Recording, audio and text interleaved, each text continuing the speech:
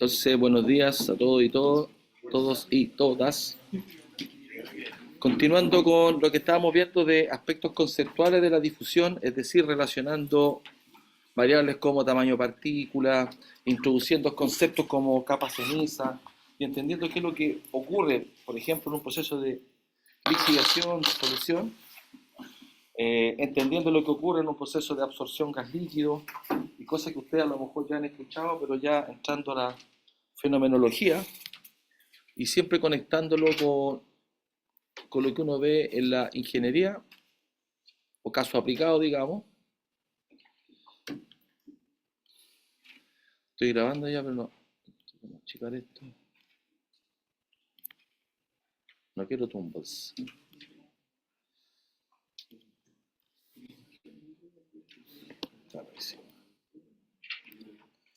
Entonces, nos centramos en la clase pasada en el recuadro de acá, donde está el tiempo de lixiviación, es decir, el tiempo en que se está lixiviando, disolviendo, puede ser oro, uranio, puede ser un residuo electrónico, que uno está haciendo economía circular, un relave, podría ser polvos de fundición, cualquier cosa que uno esté disolviendo, beterraga, remolacha. ¿Por qué ocupamos remolacha? ¿Por qué mencioné la remolacha? La remolacha. ¿Mm? El azúcar se obtiene de la remolacha. Entonces es un proceso, uno las corta como redonditas, así como las papas fritas, para aumentar el área de contacto. Se extrae con agua caliente, un proceso de lixiviación. Y como una matriz vegetal es súper complejo cómo se transfieren las moléculas desde el centro hacia el exterior. Y un profesor de acá que se llama Jorge Drago inventó el modelo biporo, se hizo famoso y se doctorado en Alemania. ¿Okay? Viendo esto ahora en minería ocurre otro factor adicional. Si nos damos cuenta, aquí los puntos cuadrados nos está indicando una clase de tamaño. Cuando nosotros hablamos de tamaño, nunca vamos a hablar de tamaños discretos, sino de rangos, porque tenemos un tamiz que nos deja cosas entre medio, ¿cierto? Se llaman bin class, lo que uno hace en estadística. Uno dice, por ejemplo, los que están entre, no sé, porque están flaquitos, 40, 60 kilos, haciendo la distribución de peso, entre 70, 80, expertos como yo, 80, 90, aquí sobre 90, pero se define clase, ¿ya? Se llama la pin clase. Entonces acá también tiene clases de tamaño. El menos significa que es bajo 150 micrones y el más es sobre 86. Ahora, ¿por qué estos números extraños? Porque se llaman tamices que tienen malla, norma STM, BIN, hay un montón de normas y se habla de la malla 400, malla 200, malla 100, que de a poco les voy introduciendo, ¿ya? Uno habla en la malla 60. Para hacerla corta, para que les quede una vez el concepto, en la malla dice cuántas divisiones tiene por pulgada. Entonces una malla 400 uno espera hoyos chiquititos. Una malla 100 hoyos más grandes. Una malla 10 hoyos súper grandes. Son rayitas por pulgada. ¿Ok? ¿Estamos? ¿Sí? ¿Tiene algún sentido físico que el tamaño de partículas se mida como de menos 150 a 86 y no sea como solamente números positivos? No, porque como tú tienes una serie de tamices de distintos tamaños, entonces tienes una cama acá, te van a quedar lo que pasó esta cama de arriba y lo que está sobre esta de arriba. Entonces ese es el sentido. Esto quiere decir que son partículas que pasaron en 150 micrones. ¿Ya? Siempre va a tener entre medio. Tiene los que pasaron del de arriba y los que no pasaron donde estoy parado. Ese es el sentido. ¿Ya? Ahora ese 150 es mentira, porque tienes partículas de distintas geometrías. Entonces, puede que pase así, ¿se fija? Hay que entender que igual si yo si lo mido varias veces va a ser distinto si pesco un tamiz, pesco esta muestra, la distribución va a variar un poco. ¿Ya? Pero no estamos en eso, no estamos en esa precisión. Volvamos a transferencia de materia. Ya entendemos que los cuadrados es una clase de tamaño. Después tenemos los triángulos que dice que estoy bajo 53 micrones y sobre 38. Bueno, 38 micrones entre paréntesis en la malla 400, ASTM, norma ASTM. ¿Ya? Para poder conectarlo con la regla. ¿Qué es lo primero que observamos? El más grueso es como más lento. Y si yo lo proyectara aquí, pasado los 100 minutos, sigo, 5 días, no voy a alcanzar más de un 20% de extracción.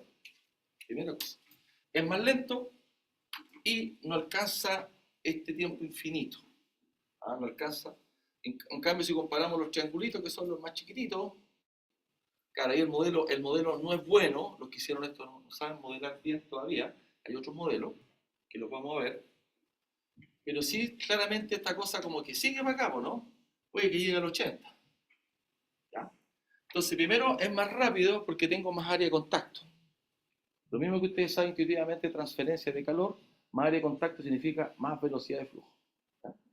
Ahora, lo que explicaba en la clase pasada, ¿por qué no se alcanza a disolver todo? Es porque hablábamos esto de la liberación o el nivel de exposición que tiene la partícula, ¿sí? Entonces, después te lo llevaba un ejemplo de un contexto minero, ¿sí? Cuando uno habla de la lixiviación DAMP, basura, residuo, DAMP, residuo, eso se demora 3 años, y en esos 3 años tú sacas un 30%. Son piedras de 1 metro. Entonces se lixivia, ¿ok?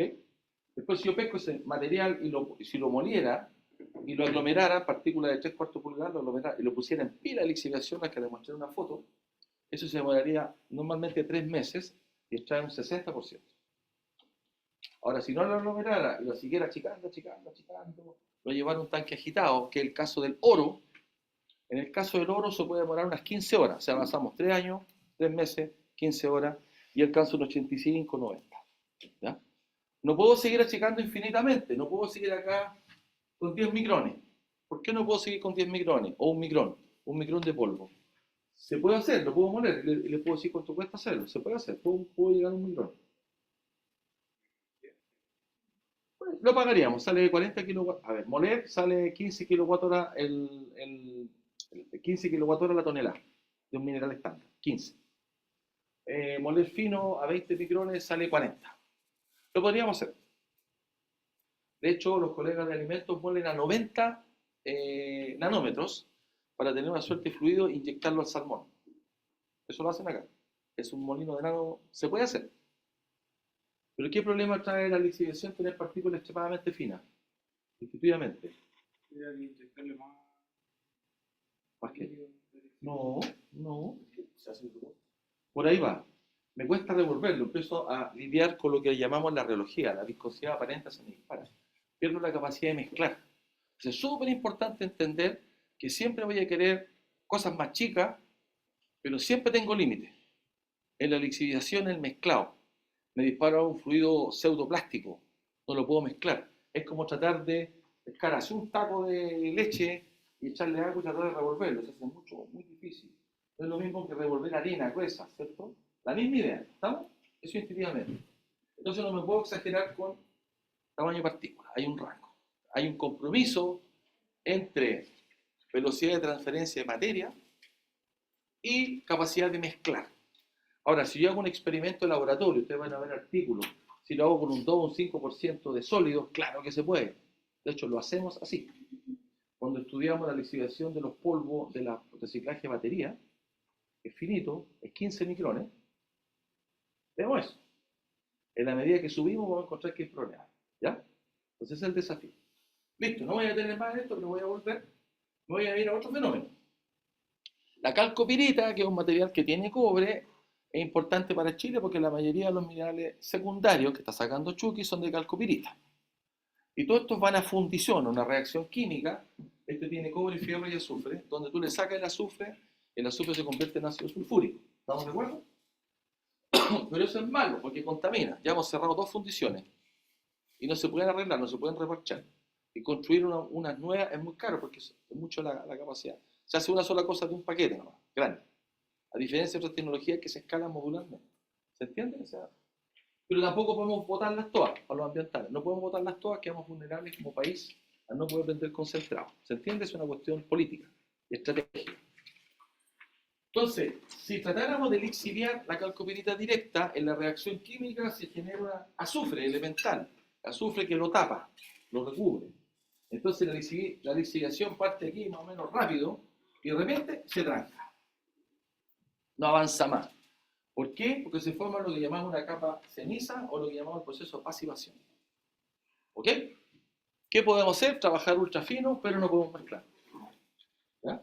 Hay otras técnicas, aquí en este paper están mostrando la técnica, ¿cierto? Que elimina la capa ceniza con la pasivación, pero se forma jarosita que es un compuesto de fierro. ¿Ah?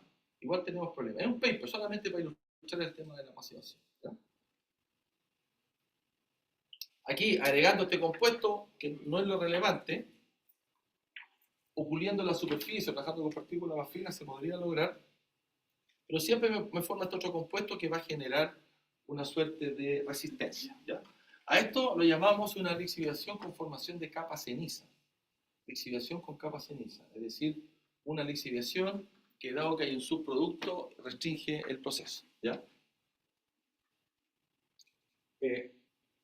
Esto solamente para entender acá este gráfico arriba de la lixiviación de la lixiviación de compuestos de cobre, aquí cobalina, no todos se disuelven. No porque sea cobre, un mineral de cobre se va a disolver. Hay que entender que uno tiene un material que es heterogéneo, no es lo mismo que disolver sal. Cuando disolvemos cristales de sal, ahí el tamaño es clarito lo que ocurre. O sea, la intuición dice que cristales más gruesos parten lento y después empiezan a aumentar la velocidad de disolución porque cada vez son más chiquititos. Más chiquitito quiere decir más área interfacial. ¿Ya? Acá no, acá cada compuesto tiene una cinética de disolución. Un óxido es rápido, se demora horas. Un sulfuro primario se demora semanas. Hay unos sulfuros refractarios que se demoran meses. Entonces, aparte, si usted tiene el cristal solo del mineral, sin nada que lo moleste, cada mineral tiene su propia velocidad de lixiviación. Independiente del tamaño, ¿cierto? Independiente del nivel de tamaño, liberación, a su vez, el mineral solo tiene su propia velocidad de disolución. ¿Se entiende? Como molécula. Y no tan solo tiene que ver con la difusión, sino la reacción química que hay de un ácido, ¿cierto?, en descomponerse la molécula. Después hay otros factores como la difusión. Con qué velocidad se mueven las moléculas, si la mezclo, qué efectos de temperatura. Entonces, es una serie de fenómenos que uno debe tener en consideración. De hecho, la lixiviación es un proceso que todavía más encima esto después en pilas grandes, donde tú tienes que mezclar soluciones con sólido, el flujo de líquido como percola a través de una pila, más complejo. Hoy se está usando, para minerales de cobre se está usando cloruro de sodio. Y si uno revisa los artículos, no explican por qué el cloruro de sodio es bueno. Nosotros sabemos por qué. Pero me voy a tener acá, tiene que ver con lo que es potencial redox. Voy a tener acá, solamente para introducir capa, resumiendo, capa resistiva, capa ceniza, resumiendo el efecto del tamaño partícula sobre la velocidad y la liberación, que hasta donde llega. Las tres ideas principales son las que nos estamos centrando, ¿ok? Perdón. Y la otra idea que hay acá es que uno tiene un material heterogéneo siempre. ¿Ah? Ahí quiere decir que un mineral tiene una velocidad específica de disolución. Con 4 factores. El mineral velocidad, la liberación con la lixiviación máxima, la velocidad del tamaño de partícula y procesos con capa ceniza. ¿Ya? Son 4 ideas que acabamos de colocar. Después ya en un caso más simple, cuando uno agrega, siempre el experimento típico que uno agrega azul de metileno, rodamina, cualquier componente, uno va a ver que esta cosa, sin mezclar, se empieza a difundir. Si ahora un perfume acá, el perfume se va a desplazar para allá. Un alcohol tiene presión de vapor baja, se va a volatilizar, hay con una cierta velocidad y ustedes lo van a oler. ¿Cierto? Cuando hay una fuga de gas, ¿qué es lo que uno huele en la casa? Primero, ¿qué es lo que es el gas de la casa? En algunos casos metano. ¿El balón de gas qué es lo que es? Mezcla propano-butano. ¿Qué olor tiene?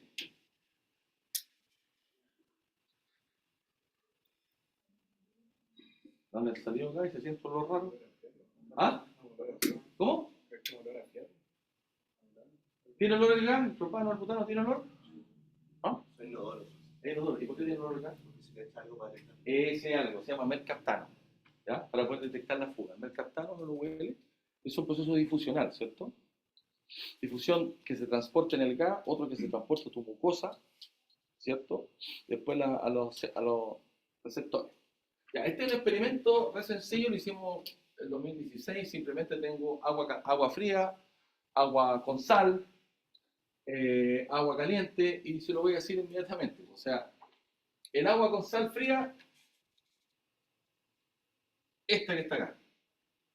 No difunde, la presencia de otros iones evita que la molécula de azul de metileno pase porque le chocan otras moléculas.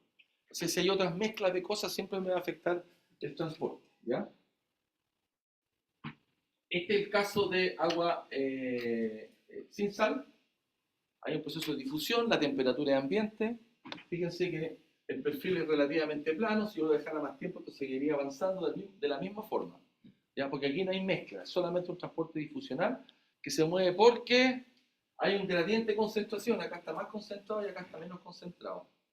El agua es un fluido estanca. Lo único que se mueve es la molécula azul de metileno. ¿Estamos? Este es un transporte típico que llamamos estanque. Voy a saltar al siguiente caso. Este es el agua caliente. El agua caliente lo que hizo fue, como explicaba la compañera la clase pasada, genera choque, colisiones. Entonces se mueve mucho más rápido. Pero al mismo tiempo, comparen S con S, ya avanzó mucho más. Pero lo curioso es la forma parabólica. El agua que está acá está a 40, 50 grados. ¿Por qué tiene forma parabólica? Entre más fuera está más frío. Exactamente. Si me parece que el centro está caliente y se produce un perfil radial, porque esto se enfría concéntricamente. O sea, del centro hay un perfil de temperatura. Y si hay un perfil de temperatura acá, voy a inventar, suponte que acá tienes 40 y acá tienes 25. Entonces, el agua acá, como está más caliente, se mueve más rápido, entonces la difusión es más alta. El agua acá es más fría, se mueve más lento. Entonces tú tienes un perfil de temperatura y por tanto tienes un perfil de coeficiente de difusión, porque el coeficiente de difusión es función de la temperatura y por tanto te genera un perfil de concentración. ¿Está claro? Súper simple el experimento. ¿Se entendió, señorita? Ya. Y este es el caso, no me acuerdo. Ah, sí, este parece que este es caliente con sal. Funciona como tapón. ¿Ya? Es más rápido, pero lo tranca las otras moléculas. ¿Ok? ¿Ya? Esto es solamente intuitivo. Ahora, ¿qué es lo que ocurre en la realidad? Caso fluido estanco, es decir, la gota es una solución que las moléculas están quietas, ¿cierto? Si yo agrego aquí un par de moléculas, este en el tiempo, por teoría de colisión, ¿cierto? Las moléculas se mueven, ¿sí? Se van a empezar a desplazar y va a tender a hacer esto. ¿Ah? Se va a ir de un lugar más concentrado a un lugar menos concentrado. Entonces eso es lo que ocurre a nivel molecular, ¿sí? Y lo que ya hemos estudiado, este es el caso de la difusión binaria en una dirección, ¿cierto?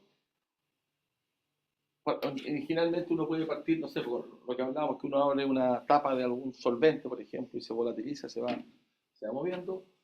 La ecuación que lo gobierna, ya la habíamos explicado, esta es la concentración global de todos los elementos, Este es el gradiente bueno, espacial de composición, ¿cierto? Que tiene unidades 1 sobre metro, porque es un gradiente, es fracción de la molécula, a multiplicar C por eso me da la composición de A. ¿Estamos de acuerdo? Importante, difusión de A a B. No es lo mismo, no es lo mismo metano moviéndose en nitrógeno que nitrógeno moviéndose en metano. ¿Ya? Esta es más chica la molécula, es más rápida. Ahí tenemos problemas con el hidrógeno, por lo mismo. El hidrógeno difunde en la matriz del metal. Es súper simple el concepto. Más chico, más rápido se mueve, más molesta. Más grande, se mueve más lento. ¿Estamos? Más temperatura, se mueve más rápido. Ya, vamos agregando cosas. Y le llamamos el J, el flux, a veces yo me equivoco, lo coloco NA, pero flux, que tiene unidades de superficie, es decir, la velocidad con que se mueven las moléculas, tiempo por metro cuadrado. ¿Ya? Esto ya lo han visto en fenómeno de transporte. De nuevo, concentración total, coeficiente de difusión, unidad de metro cuadrado centímetro, y acá está el gradiente. Como es gradiente, es por unidad de metro. Si uno multiplica todo eso, fíjense acá, ahí se van los metros, queda metro cuadrado, y después te queda mol metro cuadrado segundo. ¿Ya? Análisis de unidades. Ahora, el valor en general con esto del movimiento, los gases se mueven más rápido, tienen más energía cinética. Entonces el coeficiente de difusión, estamos hablando a presión atmosférica, porque si yo lo comprimo, se mueve más lento. Más temperatura, se mueve más rápido. Lo comprimo, se mueve más lento. Estamos hablando del orden de 10 a la menos 5 rango tía a la menos 4, tía a la menos 6 metros cuadrados segundo, eso es coeficiente de difusión. Aquí es importante entender los órdenes. Si nos vamos a los líquidos, estamos hablando de un rango tía a la menos 8, tía a la menos 5, sube 4 órdenes de magnitud. Entonces, en un caso demorada 10 segundos, el otro va a pasar a horas. Proceso difusional. Eso es lo que quiere decir. Los gases difunden súper rápido. Ahora, ojo, si un líquido o fluido es una matriz sólida, es un líquido una matriz sólida, ¿ya? Líquido y no una matriz sólida, es más lento todavía, ¿cierto? Todo orden de magnitud. Polímeros y vidrio sigue subiendo, pero comparen el sólido. La difusión en sólido es súper baja, pero existe. ¿Ya? Esta es la velocidad con que se mueve una molécula a través de un sólido. ¿Okay? Ahora, ¿cuánto distinto es cuántas moléculas puede aguantar ese sólido? Ese sólido también tiene una capacidad para retener esa molécula. Así como usted tiene la ley de Henry para decir cuántas moléculas están absorbidas y difundieron al líquido, ¿cierto? En el caso del oxígeno, 10 miligramos litro, ¿sí? Por ejemplo, ¿ya? Los sólidos también tienen una capacidad para retener una molécula. Uno es con la velocidad que entra y sale, si estoy sacando por el otro lado, pero aquí voy a tener una cantidad que depende de cada sólido y cada tipo de gas o líquido. ¿Ya? Aquí hay un link a tabla de difusión binaria de más cosas que va combinando nitrógeno en oxígeno, oxígeno en nitrógeno, que es distinto, helio en and so on, helio en una matriz sólida, pero son los órdenes de magnitud. ¿Estamos de acuerdo? Digamos, 10 a la 4, más o menos, en el caso de los gases, y en el caso de gas sólido, 1.000.000. ¿tá? Se difunde en tiempo muy lento. Bien, acá entender que todo esto se mueve gracias a un gradiente de concentración. Aquí volvemos a la analogía que uno, si no se acuerda, no importa, ¿cierto? Hay un gradiente aquí de un perfil de velocidades, ¿cierto? Cuando uno define, por ejemplo, típicamente en la tubería le da el perfil parabólico cuando es fluido newtoniano, ¿cierto? Solamente hicieron su ejercicio. Y aquí aparece la propiedad de viscosidad, que en realidad trabajamos con la viscosidad cinemática, ¿cierto? La viscosidad cinemática es la propiedad del transporte. En analogía, para el caso de la conducción en calor, trabajamos con el coeficiente de difusión, ¿cierto? Perdón, la difusividad térmica, ¿ya? En el caso de la difusión de Fick, siempre llegamos a cierto gradiente de concentración, unidad de distancia, entonces la propiedad es el coeficiente de difusión, ¿sí? Entonces se dan cuenta que hay un gradiente de alguna propiedad y hay una propiedad que lo representa, pero las unidades, si se fijan bien, son las mismas. Son unidades de dimensión y tiempo, en todos los casos. Entonces hay un transporte, esa es la gracia del fenómeno de transporte, ¿ya? Que hay un gradiente, en el caso de la difusividad térmica, en el caso de la transferencia de materia hay dos interfaces, ¿sí? En el calor no es necesario una interfase, en un fluido no es necesario una interfase, en materia sí, una interfase donde pasa un molde de un lado a otro, sin interfase no hay transferencia de materia. Ya vimos todas las posibles combinaciones, gas líquido, líquido gas, sólido líquido, etc. Con esa comparación. Veamos los valores. Entonces, viscosidad cinemática, aire, agua, glicerina.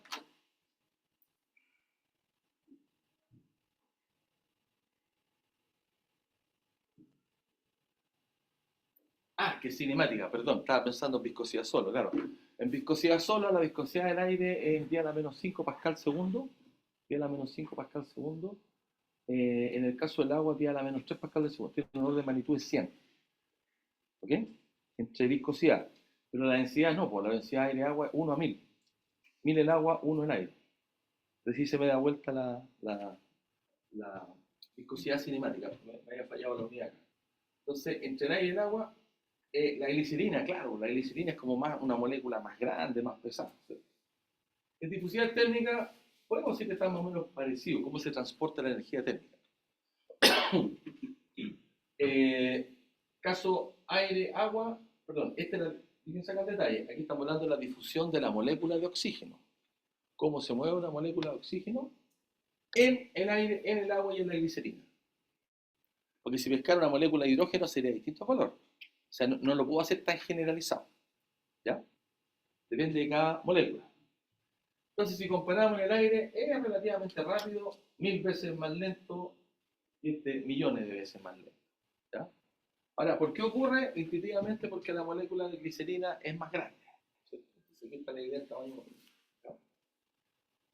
Siempre acordarse de esto, aquí hay un gradiente idealizadamente en un transporte bidireccional, es decir, moléculas que vienen y van contra difusión, el gradiente va a ser lineal. Lo vamos a ver en la siguiente slide. Pero cuando tengo un fluido estanco, es decir, un vaso con agua que evapora al aire, el aire estaría estanco, ahí sería exponencial la curva. Ahora también se podría dar el caso que yo destapo una botella, tengo agua y el CO2 se empieza a absorber. Ahí el agua es estanco y el CO2 se está moviendo. Entonces depende de cada situación. ¿Ya? Pero lo importante es entender que siempre voy a tener un gradiente que va a estar modelado por alguna ecuación y aquí hay una sutileza de qué moléculas son las que se mueven. Y ahora, aparte de esto, no es lo mismo disolver una cucharada de azúcar, tiro la cucharada de azúcar en agua caliente, mejor. Pero si la revuelvo, mejora. Aquí no está, la revuelvo. ¿Ya? Aquí no está, la revuelvo. Aquí tenemos el caso, se ocupa la rodamina para trazar velocidades del río. Hay unos colegas de una compañía chilena que partió de la Comisión Chilena de Energía Nuclear, que hace trazado con radiactivo, sólido, líquido, gas. Aquí en la Santa María, el profesor Llanato, el precursor de esto hace 30 años, industrialmente. Pero ellos también hacen trazado para ver la velocidad de los ríos, ¿cierto? Con rodamina. Van en un helicóptero, tiran la mancha ahí de rodamina. Y veamos lo que ocurre acá. Pues. Esta pluma se va agrandando, por lo que acabamos de estudiar hace un segundo atrás, ¿no? Esa pluma se va agrandando. ¿Estamos de acuerdo? Pero además ocurre otro fenómeno, se va desplazando. Porque le agregamos, no sé cuánta, si este fuera una piscina completamente estanca, si no pasara nada, sería agrandando la pluma así, ¿no? Derechito. Pero adquiere esta forma, y si fuera más turbulento, ¿qué pasaría? Más se revuelve y se mezcla mejor. ¿Ya? A eso nosotros lo llamamos efecto advectivo, la advección. Entonces, ¿qué está ocurriendo acá? Aquí está ocurriendo un proceso de advección y difusión. Advección más difusión nos da convección. ¿Ok? ¿Qué nos interesa a nosotros? ¿Centrarnos en la difusión? No, nos interesa mezclar. Por eso no vamos a estudiar ecuaciones de difusión, sí, claro, para entender un par de cosas fenomenológicas, para entender el fundamento, entender cómo una gota de leche se seca, cómo se le va el agua, o cómo una gota de orgánico pasa un ion de coco y se empieza a llenar la gota. ¿Ya? Obviamente tenemos que tener esa base técnica, ¿ya? Pero nos va a convenir siempre que tenga una alta turbulencia. Alta turbulencia significa, si yo tengo una partícula y está pasando un líquido acá, si no tengo turbulencia tengo una capa así, una capa difusiva resistiva, va a costar que pase, llamamos capa límite. No sabemos cómo es, pero sabemos que es más lento. Pero si le pongo agitación, es como una capa delgadita y es más rápida la difusión. Eso es lo que ocurre conceptualmente, ¿ya? Ejercicio sencillo. No voy a entrar en detalle, pero el ejercicio súper idealizado tiene que ver con el helio. El helio es un recurso no renovable. Entonces la idea es guardarlo en cadena, acumularlo en concentraciones muy bajas, pero esto se va a guardar para hacerla siempre en una... Esto es un ejercicio académico de un libro en profesor de la Universidad de Toronto, simplemente para ver las primeras ecuaciones y cómo calcular cómo se mueven las cosas. Entonces una cavidad esférica, por tanto el transporte en coordenadas esféricas, tiene radio 10, nos dan, fíjense, el helio se nos empieza a escapar. Está cargado, se nos empieza a escapar. Va a depender de la presión a que está a 10 megapascales, con 100 atmósferas, alta presión, el gas. Si está a alta presión, se va a escapar por difusión, por la matriz sólida. ¿Con qué coeficiente? Con ese coeficiente de difusión, 10 a la menos 8 metros cuadrados segundo. Ya sabemos que esas son las unidades de difusión. Entonces aplicamos la ecuación de Fick solamente. ¿Para qué? Para ver cuánto se nos está yendo. Se nos va. Ahora, ¿cuánto se nos va? Asumimos que la roca es infinita, entonces va a llegar a presión cero hasta que no es real, Normalmente nosotros vamos a hacer un ejercicio que tiene una placa finita, después acá hay aire. ¿Te fijas? Entonces esto se carga con una cierta cantidad, llega a estado estacionario y después difunde para el otro lado. Entonces nosotros vamos a hacer el ejercicio de la pared hacia afuera. ¿Ya? Aquí lo estamos simplificando porque es su primer ejercicio de difusión. Entonces los flujos de moles van a depender de esta cáscara 4 pi r cuadrado. ¿Estamos de acuerdo? Por el gradiente radial, la concentración radial, son capitas, ¿cierto? Diferenciales radiales, va como una cáscara de cebolla, ¿estamos de acuerdo? Redondito. Ahora el C nos molesta un poco, lo expresamos como ecuación de los gases, ya sé, está malo porque son 100 atmósferas, pero no importa, colocamos el factor de compresibilidad Z y lo arreglamos, ¿cierto? ¿Sí? Pero ahora estamos de acuerdo que lo estamos simplificando, para entender solamente qué ocurre. Integramos de la presión que tenemos a la entrada de la esfera hasta cero. Decimos que ya llegó a infinito, llegó a presión cero. ¿Ya? Y vamos a ocupar siempre este tipo de ecuación cuando tenemos movimiento de cosas en esfera. ¿Ya? Aquí está como al revés el mono, aquí está cargado, ahí baja la concentración gradualmente, aquí se iría bajando, ¿cierto? Una roca infinita. ¿Ya? Y cuento corto, independiente de lo que yo haga, puedo saber cuántos moles segundos se están perdiendo. Entonces, al resolver esto numéricamente, yo no lo voy a hacer, están todos los datos para que usted lo haga, hágalo. Este tipo de ejercicios conceptuales son los que preguntamos para entenderse. Estamos perdiendo 0,05 mol segundo. Entonces, el dato que uno quiere saber es qué porcentaje pierde en un año, por ejemplo. Para eso necesita saber cuántos moles hay inicialmente en la cámara. ¿Ya? ¿Estamos claros? ¿Estamos claros hasta acá?